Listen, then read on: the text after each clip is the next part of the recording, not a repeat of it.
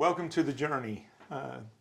I'm your host, Dan Konjorski from Pathfinder Counseling Group, and with me is Jake Elliot, who is a member of our Pathfinder Counseling crew here at Pathfinder Counseling Group in Clarksville, Tennessee, off of Wilma Rudolph and East Trenton Road, 101 Hatcher Lane, Suite D. Phone number is 931-444-5630. We hope you give us a call one day. Jake, why don't you tell us a little bit about yourself? Sure. So I'm 35. Spent a couple of years in the Army, what seems a lifetime ago. Deployed to Afghanistan a couple of times. Ended up getting hurt and basically couldn't do the job anymore and got out and from there contracted a little bit. At the time I actually had an associate's degree in automotive engineering. And my plan there was to essentially go open a performance fabrication shop and build race cars and make race car parts. And Austin P had restructured their programs a little bit, and basically that meant that if I wanted the degree I'd need to do that, the bachelor's degree that is, I would have to start all over. And I wasn't quite willing to do that, and so I started looking around at different majors and can't say exactly when, but lost a friend to suicide in that kind of same time frame.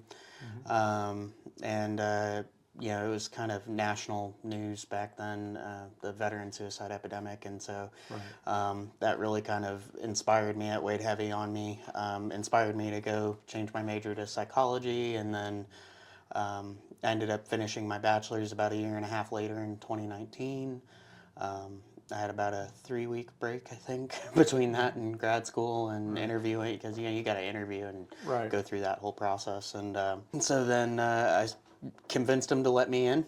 I'm still not sure how I did that, but Into the counseling program? Yeah, into the grad school, the graduate program over there at Austin P. And yeah, and so then, when you're in grad school, that's your whole life. That's what you do. And so 2.5 years later, I finished my master's in clinical mental health counseling in August of 2021 on my birthday, actually. Wow. Yeah. Okay. So what a birthday present to yourself. Yeah, right. And normally I spent my whole life starting school on my birthday because I have a beginning of August birthday. Right. And so my last, final mile marker in my academic journey, I got to graduate on my birthday. So that was cool. Well, I hope it isn't your last. As one who is pursuing a PhD, I encourage you to do so. Maybe one day. Maybe one day, yes.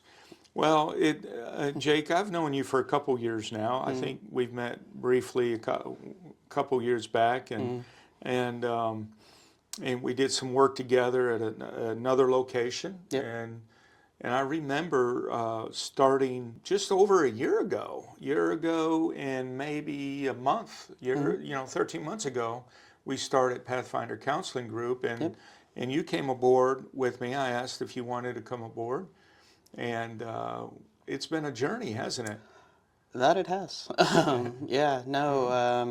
Since graduating, I've worked in a couple different places, and truthfully, I'd kind of gotten to a point where I was like even questioning if this is what I'm supposed to be doing. Right. And I'd say like a week, maybe 2 weeks after that, I started really kind of questioning that.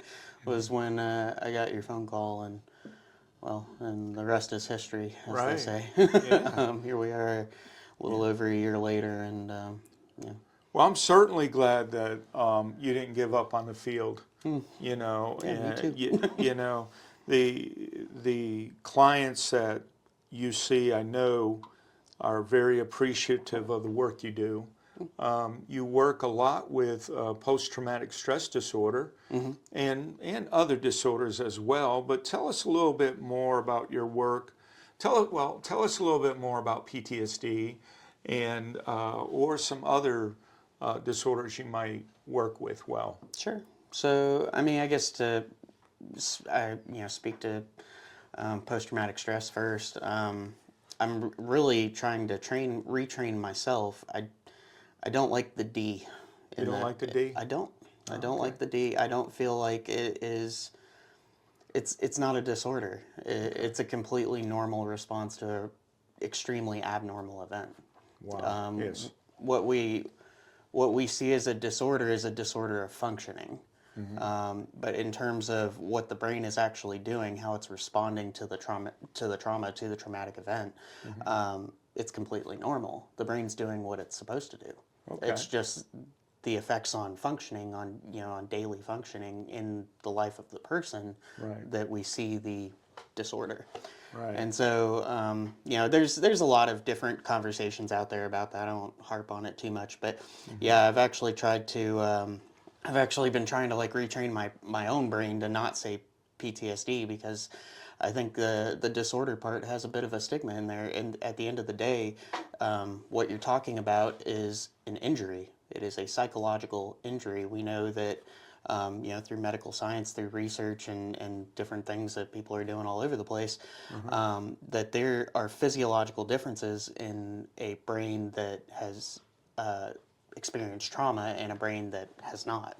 Right. And so when you talk about post-traumatic stress, I believe there's a growing movement to take PTSD and turn it into PTSI. I was thinking that just a few minutes ago. I was going to Post-traumatic ask stress you, injury. Yep. I was thinking about that. I was going to ask you about that. Yeah. And Yeah. so there's already a movement towards that end. Yeah, it's been growing. There was a he was a PhD student as well, that came and spoke in one of my graduate school classes. I don't remember exactly which one, but he harped on that as well. And I didn't fully understand it at the time. I thought it was kind of interesting that he would put so much emphasis on what's arguably semantics, but it matters. And I think it matters to the people that experience it, the people that live with it. That it's not a disorder. Your brain isn't doing something that it's not supposed to be doing. It's responding in a very normal way to a very abnormal event. Right. You called it the disorder, PTSD. You called it that D part as stigma. And I never thought of it that way. I personally, after hearing what you're saying and how you're talking about the injury, I like the idea, and I'm going to follow up myself and further research. If not sooner than later, after I get done with my own dissertation. For sure. I want to look more into that, because I think injury speaks a lot better because of that. I think it's stigma. a much more accurate descriptor of what it is that you're dealing with. Right. Because at the end of the day, it's not a disorder. What we use the word disorder to describe something that is not functioning the way it should be. Yeah. Right. But it's not a disorder. It's an injury. We can see on CT scans and MRIs, we can see the effects of post-traumatic stress on the brain. It's a physiological injury. Injuries can be healed. Correct.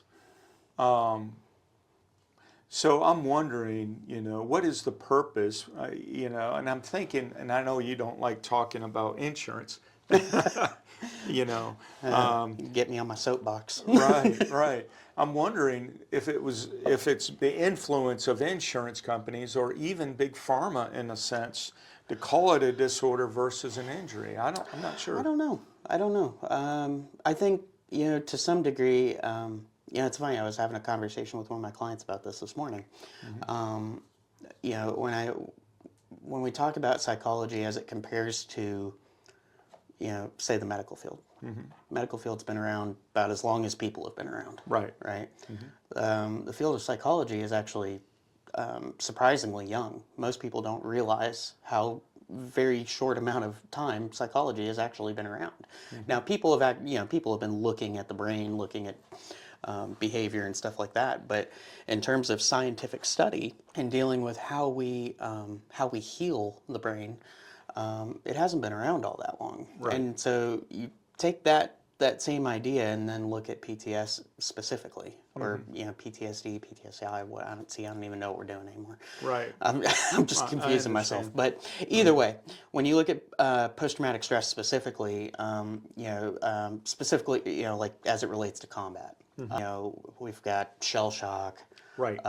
Fog of War. Right. You know, it's had many different names Right. throughout the years. You know, you can see there's like there's pictures comparing you know, World War II vets before they shipped off versus when they came home. Right. And you know, even though only a year or two had passed, you can see the difference on their faces. Right. You know, it The stare, you know. yeah, very much so. Right. So, you know, what we know about post-traumatic stress is actually very, very limited.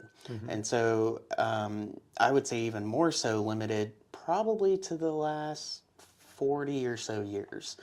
I'd say we really started learning about post-traumatic stress in the 70s and 80s. Right. And then that, you know, I think 89 was when Dr. Shapiro came out with EMDR. I want to say it was 89. Sometime I might be around lying, that. I might yeah. be misquoting that. But Oh, EMDR. yeah, yeah. Right. Okay. I want to say it was 89 because I want to say it's as old as me. but you know, even then, you look at you know the field of psychology and what it looked like in '89 versus now. Heck, even go back to 2010 versus now.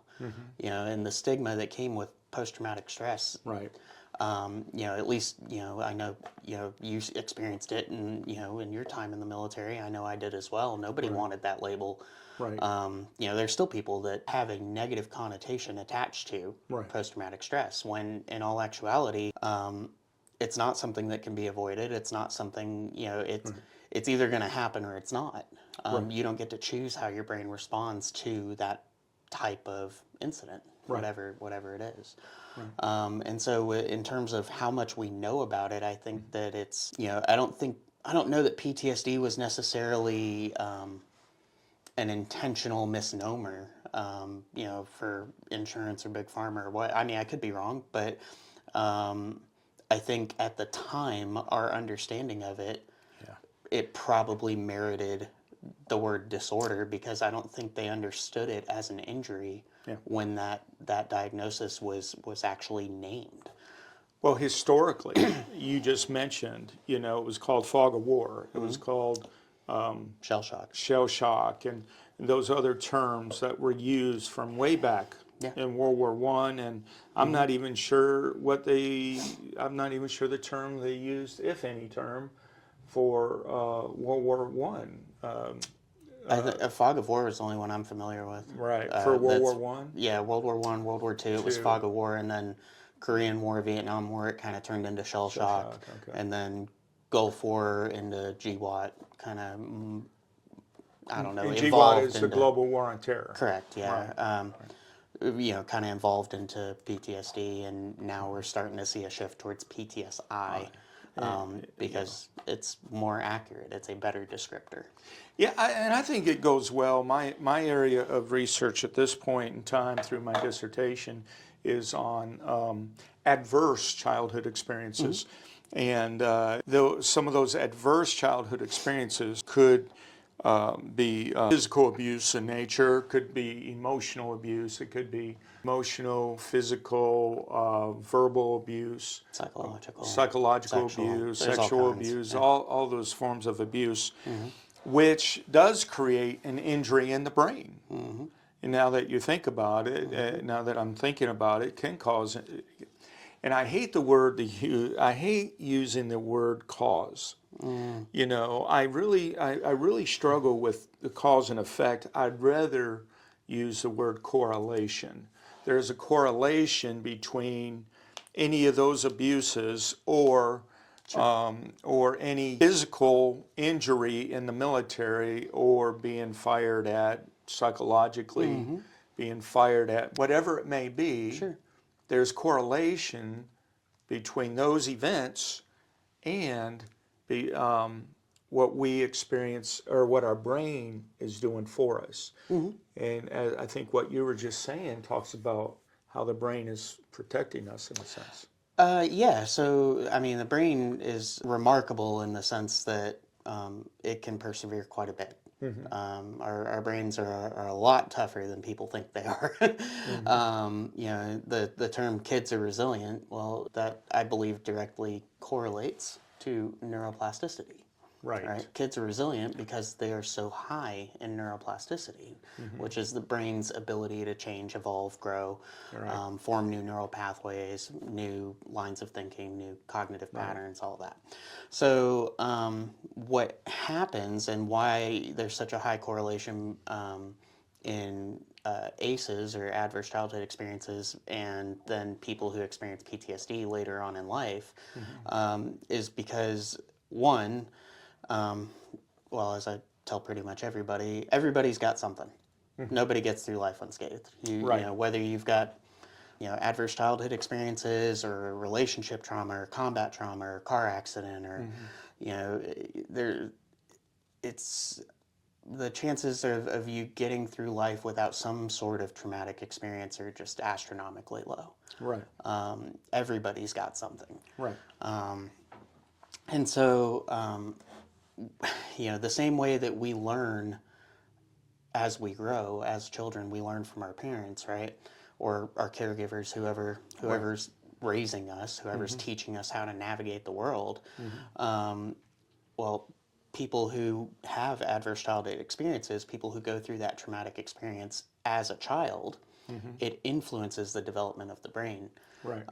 It influences the way they react to stress. It Exactly. influences the way they learn to behave, and how the brain learns to adapt and survive based on the environment that it's in, Right. which then changes how we experience things like combat, car accidents, getting shot at, you name it. Yeah. Mortar attacks. Absolutely. Yeah. IED attacks. Yeah, but trauma or stress, extreme stress in general, right? Because obviously, most people associate PTSD with combat, but that is far from the only way you can end up with, dealing with post-traumatic stress. Right. So yeah. I wanted to ask you, you are trained in EMDR. You went to, tell us a little bit about how you got started in EMDR, and where did you do your training? Sure. And just talk about your experiences with that. And then a couple days ago, you shared with me a story. You came in I think a week or two ago, you came in the office and you shared with me how excited you were about some your clients' experiences and how it opened up some new pathways for them. Yeah. So, so I had known, like I said, my whole motivation for getting into counseling was to work with veterans, to work with people like me, people who had been through the same things that I had been through. Right. I have 4 combat deployments under my belt, and I dealt with some stuff as a result of that. It took a therapist to help me figure out all of that, to take that big ball of mess and make it something that could be understood. Right. And so I knew what an impactful role my therapist had on me as I was navigating all that after I got out. And after I got out, I wasn't expecting to get out. It just kind of happened that way. Right. But I was searching for a new purpose, and I found it in that I wanted to be able to help other people in the same way that my therapist had helped me. Right. And so my motivation to work with trauma, specifically combat trauma, in a lot of ways is directly tied to my motivation to be a counselor. Okay. I knew pretty early on that I wanted to work with trauma. I think as therapists, we all have our niche, right? We all have that thing that we're just good at because we, either because we've experienced it ourselves, or it's for whatever reason it just clicks. We just understand it. We know how to work with it. We fight many different monsters in this field, and I think that every therapist that comes out of school and learns to do this job gets trained more or less and to deal with one or more of those monsters, right? Right. We don't all deal with all the monsters, but we all deal with at least one of them. Right. And so combat trauma was mine. It's something I had experienced, it's something I understood, and it's something I know how to fight. And so I knew that eventually I was going to go get trained in EMDR because it's the gold standard of trauma therapy. Okay.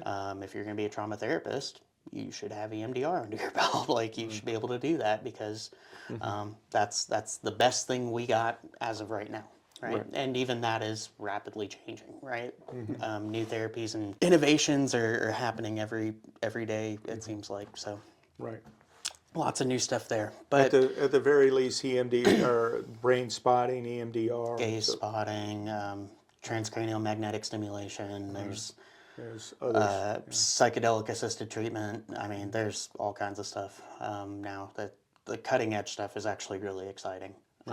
Just the results coming out of it, but time will tell. We'll see. But yeah, so training. I trained with EMDRIA, or EMDRIA, which is EMDR International Association, I think, or something. I don't know. I could be misnomer. I could be messing that up. I don't know. EMDRIA is the abbreviation, though.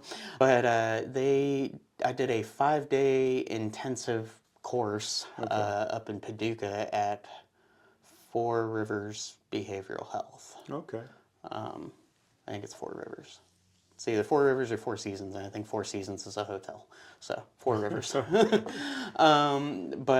Yeah, so I did that. It was great. I actually had a colleague that I didn't know was going to be there that was there with me, so we ended up taking the class together. It was a good time. But I sat down in the front row. I wouldn't say I was a skeptic, but I tried to approach it in that headspace. Okay. Like, I wanted to be convinced. I had done EMDR as a client before. I didn't, and to this day, I can't really speak to why. I just didn't really get a whole lot out of it. Like, it is highly effective and works across a variety of populations, but doesn't work for everybody. And maybe I'm just one of those people that just didn't really do it for me. But I had seen firsthand accounts of its efficacy in other people, and so I knew that it was a quality therapy that's worth being able to provide and worth being trained in. But because of my own personal history with EMDR, I had kind of, not a skeptic, but that's kind of the headspace I was approaching it from. And so I told the trainer, who's a super smart guy, and I was like, all right, here I am, convince me. By day 5, I was convinced. It is phenomenal. I often tell people, I tell other therapists, I think I've told you this, as a therapist, it feels like you have a superpower. Because it is so much less work on the therapist side than regular talk therapy, regular psychotherapy, and it's so much faster. So much faster. Well, what does EMDR stand for? So EMDR is eye movement desensitization and reprocessing. So basically, it was developed by Dr. Francine Shapiro, like I said, in 1989, somewhere in there.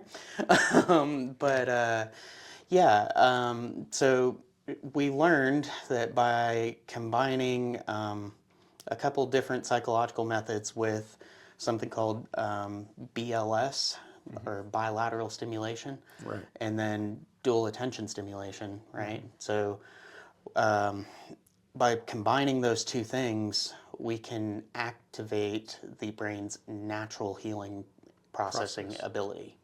Right. So a couple things, quick down and dirty on how this works. So EMDR uses the same processes that we use when we're asleep. So when we go to sleep, we go through many different stages of sleep, right? We go into deeper stages and lighter stages, and we go up and down all night.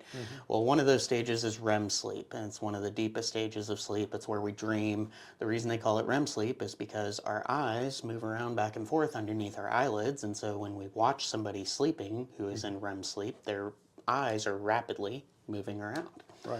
Well, that's the brain's way of going through everything basically that's happened since the last time that person was in REM sleep and filing it away into long-term memory, short-term memory, brain dumping it, getting rid of stuff and making room for the next day worth of stuff, worth of experiences. Right. And so as it does that, that's how the brain kind of categorizes and makes sense of whatever it was that we experienced Right. throughout that most recent period of time since the last time we were in REM sleep. Okay. And so EMDR uses BLS, which is, again, bilateral stimulation. That can be done through eye movement, which is where we get the original EMDR, where Right. you're kind of doing the finger thing. And Or the lights. yeah, there's a light bar now that they have. Personally, you can also do it with tapping. What's it called? Self-havening touch. Right. You remember that? Yeah, so you can do it with that. You can have the client tap their feet on the floor. They can tap their hands on their thighs, But what I found, and I tried a lot of different ones when I was in school, or when I was in training for this, but what I found was the easiest for me was to have they call them tappers, but they're just paddles that you hold in your hand and they vibrate back and forth. So, if you're an EMDR therapist, an hour of doing this gets pretty exhausting. Mad respect to all the EMDR therapists from the early 90s, because I imagine their shoulders were huge. But I like the tappers because the client doesn't have to think about it. When I was doing the EM part, the eye movement part, I found myself having to focus really hard on following the therapist's fingers, not moving my head, like really trying to do what I'm supposed to be doing, and then not focusing on the memory that we were trying to target. And so what the tappers do is they kind of take that have to focus on it ability away. It provides the BLS that the brain needs to kind of get in there and start processing, and the client doesn't really have to think about it. Okay. So I use the tappers, but there are lots of different ways to do it. Okay. Real quick, as we end this session of the journey, what was, just a sentence or two, describe the client's success the other day? You were really excited because he created a new, pathway, a new memory, or not created a new memory, but he was able to open up something or open up a memory or something. So it's not uncommon. So you remember, I think, a little bit ago we were talking about our brain is very, very, very good at protecting us. Right. Well, one of the ways that our brain protects us and sometimes is just by kind of completely walling off certain things that we just, it deems we can't handle right now, and so we just won't remember it. Right. And so, that's why there's so many different versions of amnesia, right? But it's very possible, and you've got deployments as well. I know you can probably speak to this. How much of your deployments do you actually remember? Not much. Not much, right? There's a few things. A few, yeah. You remember the high points, but everything that's going on in the middle there, you really don't remember a whole lot. And so part of that could be because your brain dumped it because we didn't need it, or it could be that your brain's like, yeah, no, we just don't need to deal with that right now. And so when you process a traumatic memory with EMDR, it's very rare that memory is on its own in its own what we call a neural network. And you can picture a neural network as like a spider web of events that are all connected to the same central theme, right? And so as we process those different events, it's possible that, I kind of equate it to kind of unclogging a clogged pipe, right? As we pull out a little bit of whatever's clogging the pipe up, it's going to start letting some water through, right? Or whatever goes through the pipe, right? And so every now and then you might get a memory fragment where you remember something that you previously did not remember happened. And so it was pretty cool. I had a client remember that a part of this memory that he had not previously remembered, and it kind of changed his whole perspective of himself as he relates to that memory. Oh, wow. And so it was pretty powerful. Yeah, it was really cool. I know you were really excited about it, and you shared that with me. Thank you for joining us today on the journey. We hope that if you find any of this helpful, and that you do need to seek a counselor for whether it's post-traumatic stress or you just need someone to talk to about depression or anxiety, give us a call at Pathfinder Counseling Group at 931-444-5630. May you have a great day today. Thank you.